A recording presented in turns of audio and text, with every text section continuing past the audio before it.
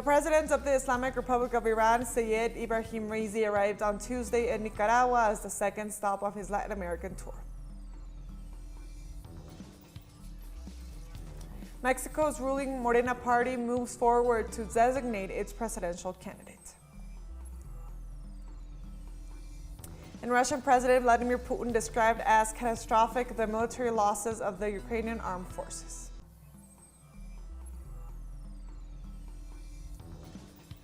Hello, welcome to teleSUR English. I am Estefania Bravo from the headquarters of Quito in Ecuador. This is from the south.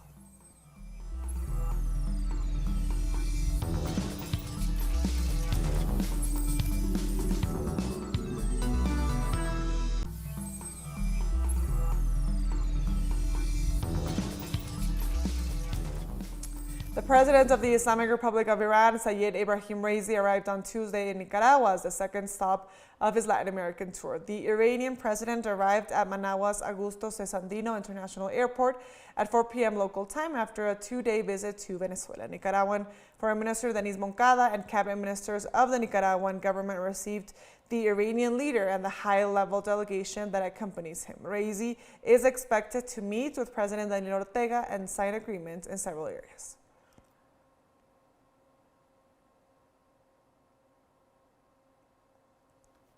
During his speech at the welcome ceremony to Iran's President Ebrahim Raisi, Nicaragua's leader Daniel Ortega stressed the similarities of both countries' revolutions in terms of the historic moments they took place. They shared social objectives and also the common enemies they both face.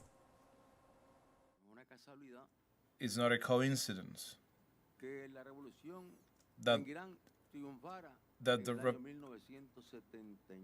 that the revolution in Iran triumphed in the year 1979 with Ayatollah Khomeini, and the Sandinista revolution triumphed in the year 1979 as well. That's why we've always said that we are twin revolutions. Additionally, President Daniel Ortega referred to how recent imperialist policies and practices are similar to those used by the first colonists in the early years of the human history. Every European empire have been great assailants and enslavers of peoples in different regions. And that practice has not disappeared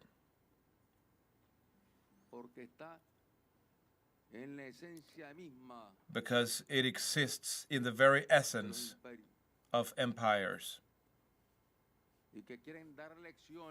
They want to lecture about human rights. They want to lecture the world about democracy.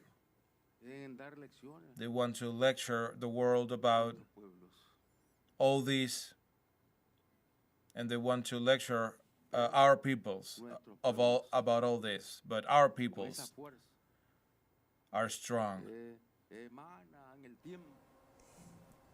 On the other hand, Iranian President Ebrahim Raisi thanked Nicaragua for its invitation and praised the Sandinista revolution's victory against the aggressions and efforts by their common enemies to destroy its revolution. Our people knows very well the fights, struggles, and movements of the Nicaraguan people. You fought against imperialism and triumphed.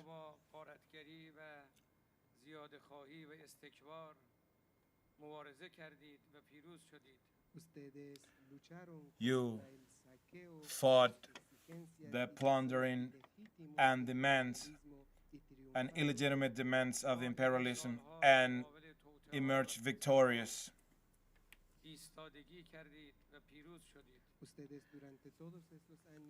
All along these years, you resisted against all the imperialist conspiracies and triumphed. And also, President Ebrahim Raisi highlighted the similarities between the people of Iran and Nicaragua in their pursuit of justice and sovereignty. There are a lot of common elements between our two revolutions.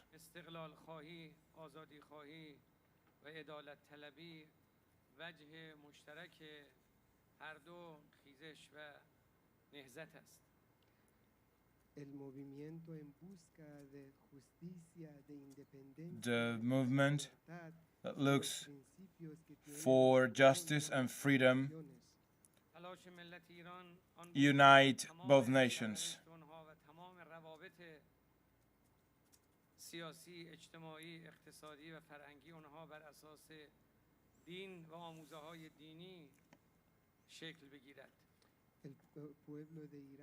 The people of Iran desired that all its destiny and its social interactions be based on their religious principles. President Nicolás Maduro celebrated the friendship with Iran as well as the bilateral cooperation of both countries during a visit which highlighted the signing of some 25 bilateral cooperation agreements. I could witness this a year ago when I was on an official visit in Iran. It is outstanding. All the breakthrough they had in science and technology, in health, and in education and industry. In all aspects, in food production, in every aspect of the economic life, social and cultural life in Iran. Today we can say that Iran is one of the upcoming powers in the new world, and especially in knowledge, in science, technology, and innovation. That's the greatest truth. For his part, President Ebrahim Raisi referred to characteristics imperialism has and the tools it uses to wield power over the rest of the world, such as media and the abuse of human rights. This unjust world order have a few characteristics, and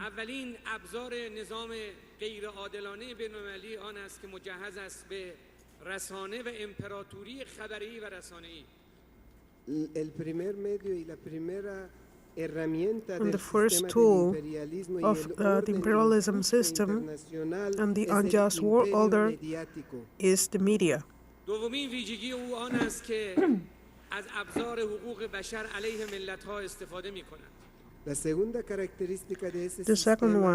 The second characteristic of this system is to abuse and seize of human rights against the people.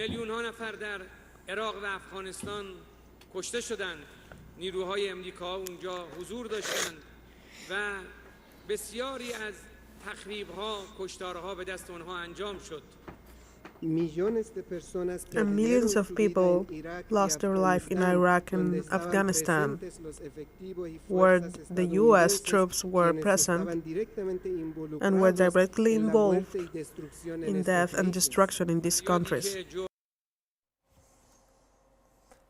The National Assembly of Venezuela condemned the recent statements made by the former President of the United States, Donald Trump. In this regard, the President of the Assembly, Jorge Rodriguez, assured that the words of the former President are a crime against humanity and requested thorough investigations against the right-wing actors who received direct orders from the U.S. executive.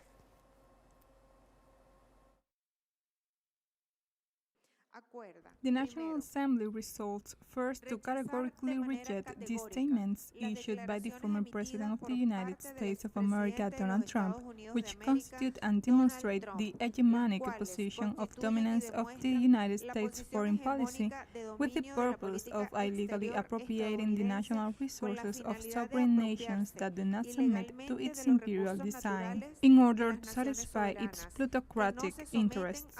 Second, to exhort the government of the United States of America to definitely cease its policy of harassment against the Bolivarian Republic of Venezuela, since it is an attempt against the guarantee of the human rights of the Venezuelan people and has a negative impact on the development and economic growth of the nation. In Mexico, the ruling National Regeneration Movement Morena party is moving forward with preparations to define its presidential candidate. So far, the Secretary of Affairs, Marcelo Ebrard, and the head of the Mexico City government, Claudia Sheinbaum, has resigned from their posts in order to run for office, while the head of the Interior, Adán Augusto López, is expected to resign in the next few days.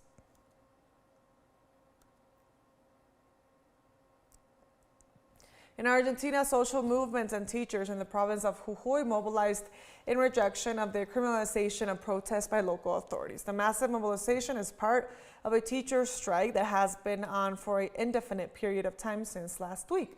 The teachers and education workers announced the criminalization of social protests and labor precautions. The mobilized people rejected a decree that establishes a fine for those who are occupying public space, disturbing the order. The dissatisfied sectors denounced that the approval of this decree was in the midst of the mobilizations of teachers who demand a salary improvement.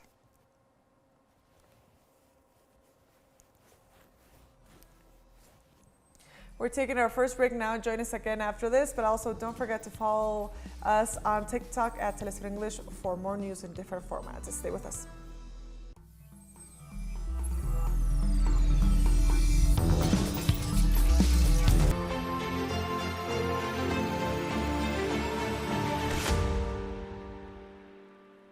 Welcome back to From the South. Russian President Vladimir Putin described as catastrophic the military losses of the Ukrainian armed forces during a meeting with war correspondents. The president noted that Kiev forces have not succeeded in any part of the counteroffensive and have suffered heavy losses. Putin also pointed out that the percentage of fatalities during the hostilities is between 25 and 35%, while the Ukrainians have a 50% death toll.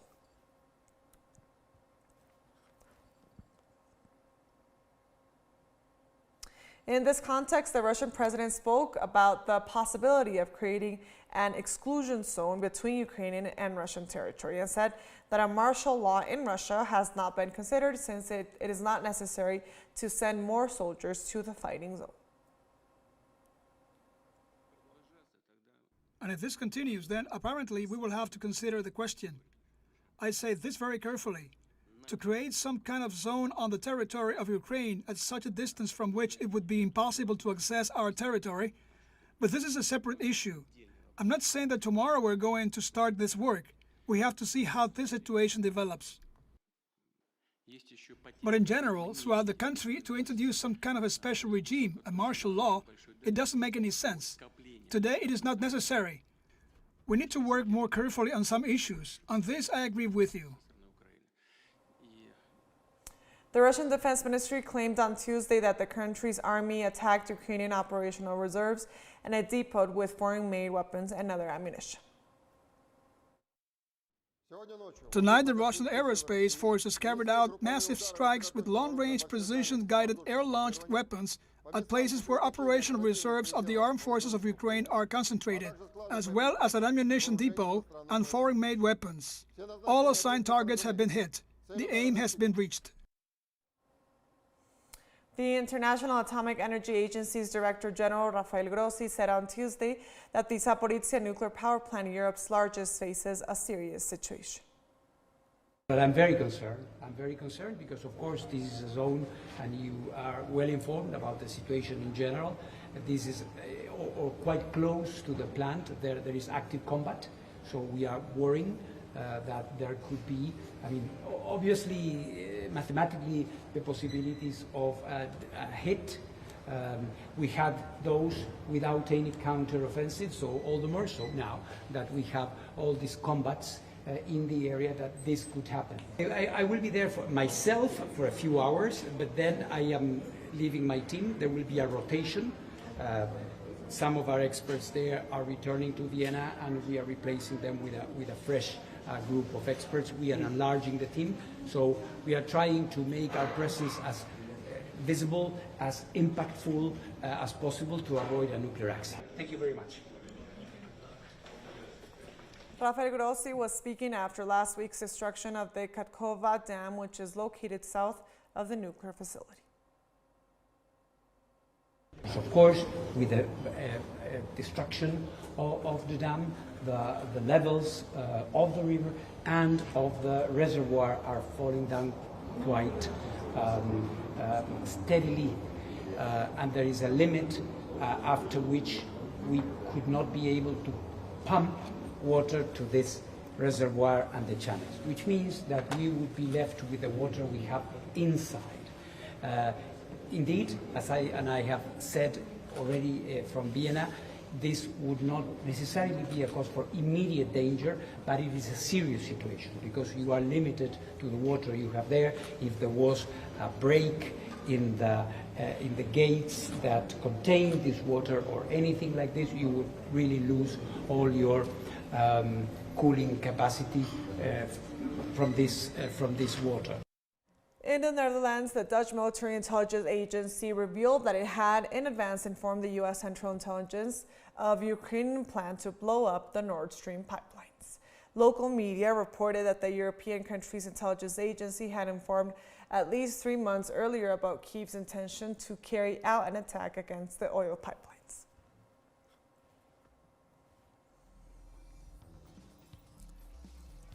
We're taking our last break now. Join us again after this, but also don't forget to follow us on our we're on 33 different African countries via StarSat dial 461 to enjoy the broadcast. Stay with us.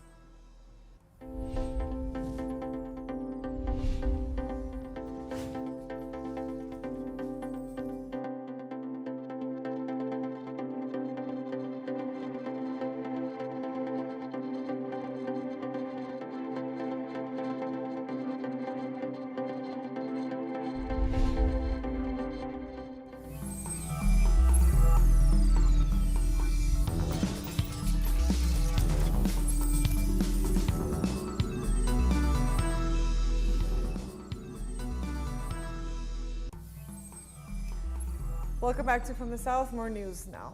In China, Honduran President Xiomara Castro's visit to meet with her counterpart Xi Jinping as part of the strengthening of diplomatic ties between both nations concluded. Castro was in the Asian country from June 9th to the 14th, where she held a first historic meeting with Xi Jinping. She also congratulated the Communist Party of China for having helped Beijing to successfully eradicate extreme poverty and to complete the integral construction of a modestly well-off society.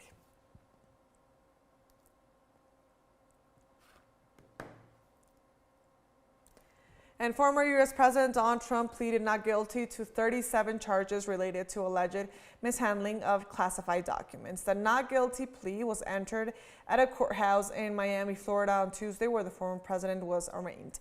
Trump was released on his own recognizance after the 45-minute proceeding. As a condition of his release, he's barred from talking to his aide, Walt Nauta, who was charged on 6 counts in the 44-page indictment about the case. The former president will not be required to relinquish his passport, and there will not be limit on his domestic or international travel.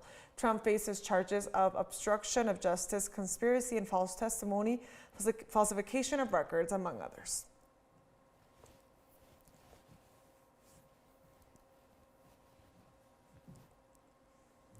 And Russia's support for Syria is not limited to the political, economic, and military fields, but also extends to the humanitarian sphere, which has been hard hit by the aftermath of the war, the blockade, and the recent earthquake. A contribution that this June was consolidated with the new assistance packages offered to the Syrian people in the different provinces of the country. Let's have a look.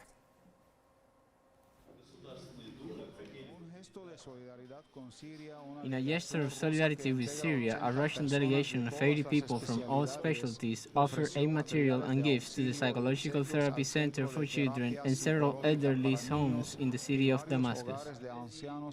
The new assistance package includes blankets, pillows, sanitary materials, 150 stationery packages, and food for children, among others.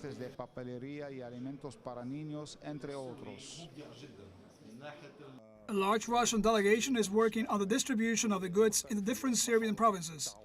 As we know that there are many needs in Syria, especially after the earthquake that destroyed several provinces, and the gifts and aid provided, whether for school, hospitals, or institutions, will have a positive impact on the lives of the citizens and will have a beautiful effect on the psyche of the children. The Russian Ministry of Emergencies also delivered 8 tons of rescue and firefighting equipment to the fire department in Damascus, while the Russian Humanitarian Society distributed 150 food baskets and delivered 4 generators to 2 schools and 2 medical centers in the town of Yalda, east of the capital. We are very grateful for the delivery of this batch of firefighting equipment, which is part of several batches of assistance that the Russian leadership promised to deliver successively to the fire departments in Damascus and in other provinces of the country, on the basis of their interest in helping us to fulfill our duty to save the lives and property of citizens in the current difficult situation. This assistance is a demonstration of the joint cooperation between the two brotherly peoples, the Russian and the Syrian peoples, as well as a demonstration of the bilateral relationship and joint efforts between the President of the Syrian Arab Republic, Dr. Bashar al-Assad, and his counterpart, President Vladimir Putin. The Russian side, in addition to signing several joint cooperation agreements with the Latakia Governorate in the medical, economic, tourism, and cultural fields, donated medicines and medical equipment to the health departments in Damascus and Latakia, and delivered electricity generators to the provinces of Tartus and Hama, in order to supply electricity to some vital facilities. We are very grateful for the medical aid offered to us by our Russian brothers because, due to the blockade and the aftermath of the war and the earthquake, we suffered the lack of many equipment, medicines and medical supplies. And this help is especially important in these difficult circumstances, as it helped us to fulfill our duty to serve the citizens of the country. The distribution of these new batches of Russian donation is part of the annual high-level Syrian-Russian meeting for the return of displaced Syrians. This work reflects the great affection of the Russian people for their brothers in Syria and their genuine interest in ensuring the right conditions for the return of Syrian citizens to their home areas liberated from terrorism. News, teleSUR, Damascus, Syria. And with that story, we've come to the end of this news brief. But remember, you can find these and many other stories on our website at telesurenglish.net.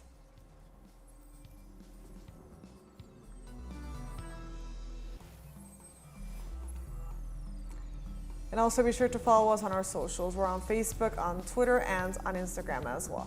For telesur English, I am Estefania Bravo. Until next time.